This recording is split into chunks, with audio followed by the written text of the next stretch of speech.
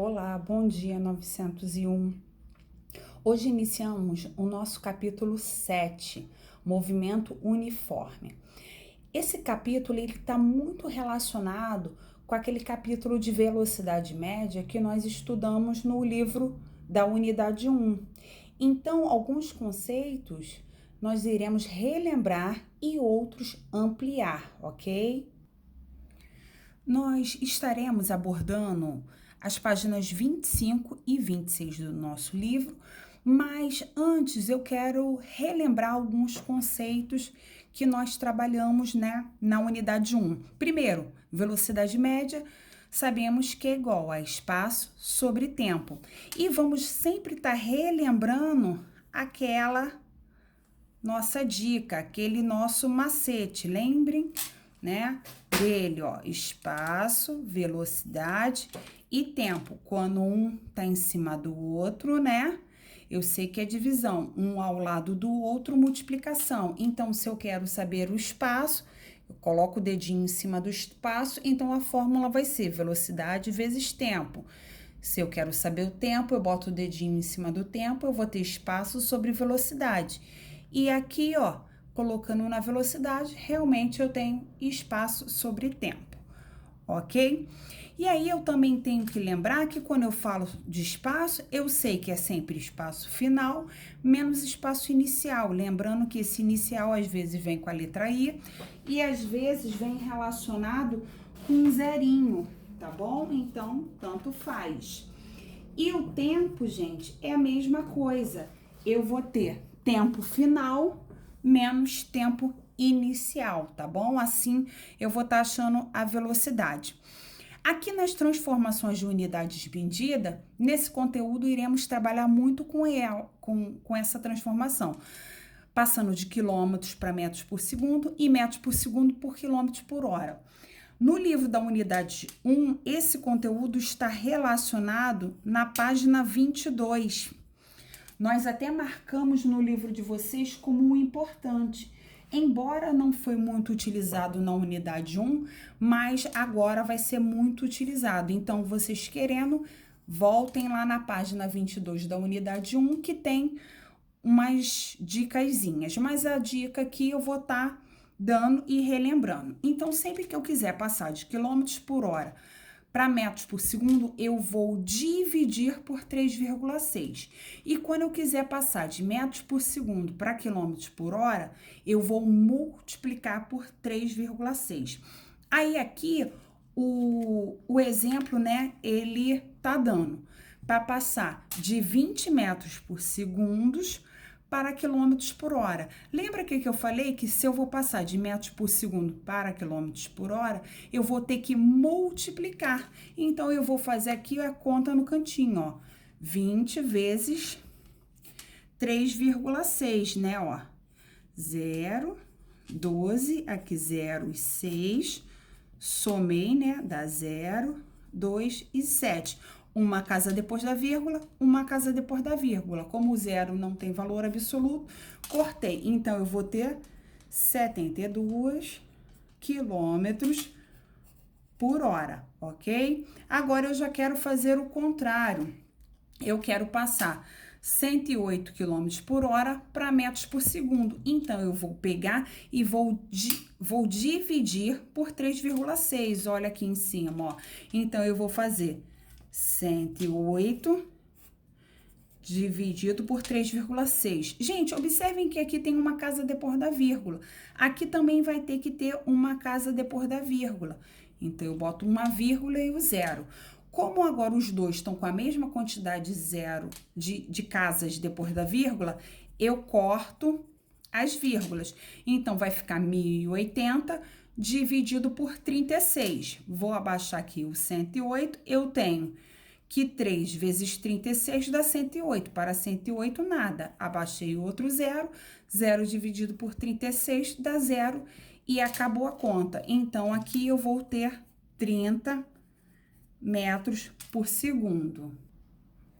Aqui eu vou estar explicando definições próprias que estão no livro de vocês, mas eu fiz um resumo, um apanhado.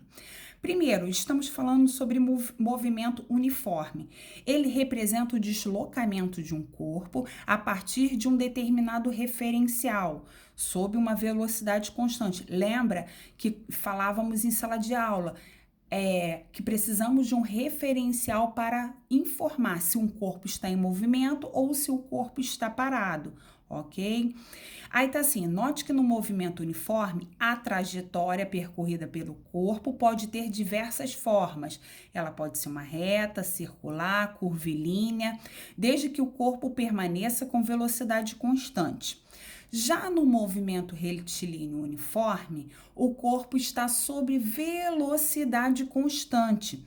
Contudo, a trajetória percorrida pelo corpo é uma linha reta, por isso, movimento retilíneo, nome retilíneo, tá bom?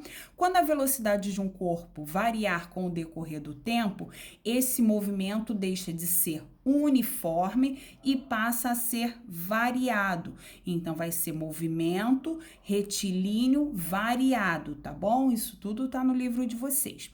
Se essa variação ocorrer de uma forma uniforme ao longo do tempo, isto é, com aceleração constante, o movimento passa a ser chamado de uniformemente variado, tá bom? Podendo ser progressivo, onde o móvel se desloca a favor da orientação positiva da trajetória e os movimentos aumentam no decorrer do tempo de movimento. Ou pode ser retrógrado, onde o móvel se desloca em sentido contrário ao da orientação positiva da trajetória e os movimentos diminuem no decorrer do tempo de movimento. Então, progressivo vai deslocando. Eu tenho aqui, ó, tipo, aqui a caneta, o progressivo, ele vai, ó, deslocando, né, positivamente, né, crescendo em relação ao meu referencial. E quando eu tenho retrógrado, é como se o móvel tivesse aqui, ó, esse daqui fosse meu móvel e ele vai se aproximando, tá bom? Ele vai, né, no sentido contrário. Então, eu posso colocar até pensando numa reta positiva e negativa, é como se ela estivesse vindo para cá, ó. Ok? E agora, iremos falar sobre função horária. O que vem ser função horária? Essa função horária, eu vou estar trabalhando ainda com aqueles conceitos de velocidade média, ó. Velocidade é igual a ΔS sobre ΔT, né? Que essa daqui é a forma mais simplificada. Aí, sabemos que o ΔS é igual ao espaço final menos espaço inicial. Logo, ΔS é igual a velocidade vezes tempo. Aí, olha aqui o que ele fez, ó. O ΔS não é esse espaço final menos inicial, então ele substituiu o ΔS por essa nomenclatura aqui. E a velocidade vezes tempo permaneceu. Agora, eu peguei esse menos SI, né, que é o espaço inicial, e joguei para o outro lado. Se ele era menos, foi para o outro lado como mais. Então, ficou espaço final é igual a espaço inicial mais velocidade vezes tempo. Então, essa é a função horária que, às vezes, nos livros ela vem representada assim, né? S igual a S0, que é o S inicial, mais VT. Então, essa é a função horária que iremos explorar nesse capítulo. Aí, ó, podemos encontrar a posição de um corpo que apresenta movimento uniforme através da sua equação horária. Essa equação indica a posição. Então, tá aqui a equação, sabendo que S é a posição do corpo em determinado tempo, né? A posição final. O S0 é a posição inicial, o V, velocidade, e o I, o intervalo de tempo, tá bom? Aí estaremos agora, eu vou estar abordando com vocês alguns exemplos, tá bom? Tá assim, no número 1. Um carro parte do quilômetro 50 no sentido positivo às 8 horas com velocidade constante de 72 km por hora. Primeira coisa, gente, ele tá querendo saber qual é a velocidade. Gente, é simplesmente a velocidade do carro não é 72 km por hora, então eu vou colocar aqui, ó, 72 quilômetros por hora. Eu tô colocando de caneta para ficar mais visível. Agora, ele tá querendo saber a posição inicial. A posição inicial, ou eu vou representar como S0, ou vou representar como SI. É o momento de onde que ele saiu. Ele não saiu do quilômetro 50, então o espaço inicial, a posição inicial, é 50 quilômetros, tá bom? Quilômetro 50. Agora, qual o instante do tempo inicial? É quando eu olho, né, para o relógio, qual foi o horário que ele saiu? Ele saiu ao quê? Às 8 horas, tá bom? Então, 8 horas, tá? Aí agora ele começou a pedir, ele pediu para classifique o movimento. Gente, ele saiu do quilômetro 50 no sentido positivo. Se ele saiu no sentido positivo, tá dizendo que ele foi ao longo, né? Ele foi aqui, ó, tá aqui, o móvel, ele foi no sentido positivo. Então, ele foi aumentando sua velocidade, né? E indo no sentido, ó, aumentando a quilometragem, o quilômetro 50, 51, 52. Então, isso daqui tá dizendo que ele está no movimento progressivo, tá bom? Se ele tivesse, no caso, ao contrário, né? Aqui tá a minha referência. E ele tivesse vindo lá do quilômetro 150 e tivesse diminuindo, ele estaria, né? No movimento retrógrado, tá? Mas aqui no caso ele tá aumentando, sentido positivo, progressivo. Agora na letra E tá assim: qual a função horária da posição? Gente, isso daqui é um pouquinho arriscado que nós teremos que ter atenção. Vamos lá. Eu sei que minha função, né, horária é S igual a S0 mais V vezes T, certo? S igual a S0, ele quer saber a posição inicial. A posição inicial é qual? 50, certo? Mas tá querendo saber a velocidade. A velocidade é o quê? 72. Agora, vezes o tempo que mora o perigo, gente. Porque eu vou achar que o tempo eu vou colocar o 8. Mas não, quando ele pergunta esse tempo, ele está querendo saber a variação do tempo. E essa variação do tempo, ela só ocorre de acordo com a posição. O que eu quero dizer com isso? Vamos supor, a posição começou no 50. Então, né, é como se ele começasse no tempo 0.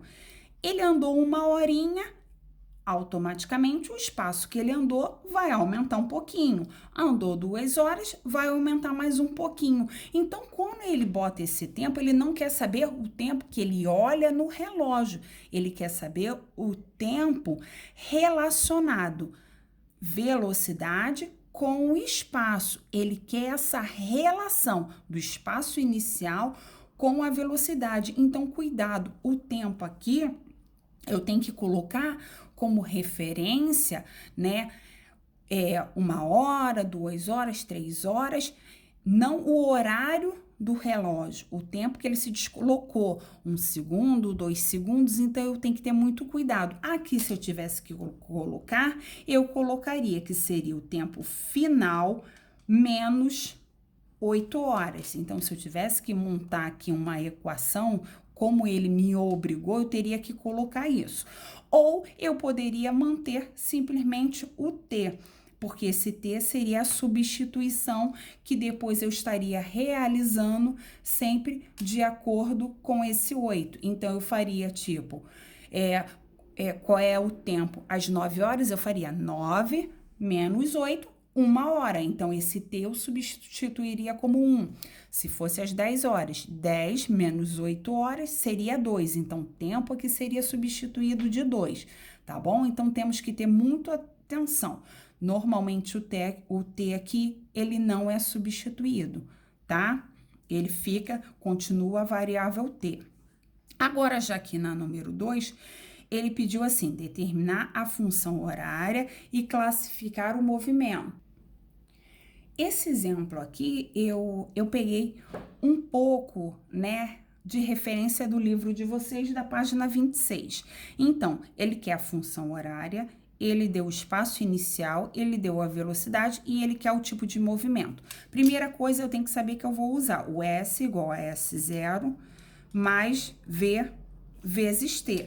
Então, a função horária que eu tenho aqui é o S. Primeira coisa, o S0. Quem é o espaço inicial? Eu tenho aqui 2. Mais, quem é a velocidade? 3. Vezes o T. Então, eu vou colocar ali minha referência. Se quiser, eu não preciso botar o pontinho de vezes. Tá querendo saber o tipo de movimento. Gente, até no livro de vocês, na página 26, ele logo informa movimento progressivo, velocidade positiva. Movimento negativo, velocidade negativa, retrógrado. Então, eu tenho uma velocidade positiva, eu vou colocar aqui, ó, progressivo, certo? Agora, ele já tá querendo aqui, ó, com outro exemplo, ó. Então, S igual a menos 6, menos 5T. Se eu vi que a velocidade é negativa, então, eu tenho um movimento retrógrado, tá bom? Agora, eu coloquei essa parte aqui, que é justamente o exercício da página 27, que ele tá fazendo uma pegadinha com vocês. Ele já tá informando o tipo de movimento. Ele tá dizendo que o movimento é retrógrado. Lembra que eu falei para vocês que tá sinalizado na página 26? Movimento progressivo, velocidade positiva. Movimento retrógrado, velocidade negativa. Então, embora aqui não esteja com velocidade negativa, se ele informou que é retrógrado, na equação da reta eu tenho que colocar movimento, velocidade negativa. Então, aqui vai ficar menos 4T. Então, cuidado com essa situação, se ele diz que é retrógrado, velocidade negativa, tá bom, gente?